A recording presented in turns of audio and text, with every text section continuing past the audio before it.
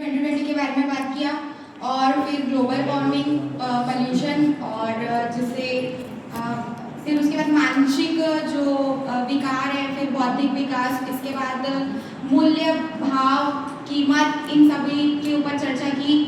और जैसे कि मैंने कल भी बताया था कि मुझे भाव और मूल्य में ये समझ आया था कि जो मूल्य होता है वो किसी की महत्ता को बताता है। जैसे कि मूल्य, जैसे कि सर ने कल बताया था कि माँ की ममता का मूल्य क्या होता है, ये हम कभी भी बता नहीं सकते। तो ये एक प्रकार का जो मूल्य होता है वो अलग अलग महत्व को बताता है।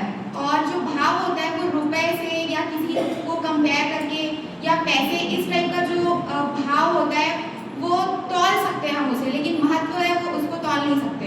इसके अलावा जो मनुष्यतर, उनके 4 प्रकार भी सर ने बताए थे, जैसे कि प्राण, जीव, प्राणितर जो जिनके में प्राण होता है, जो निर्जीव वस्तु होती है, इनके बीच में अंतर था। और ऐसे करके 4 था।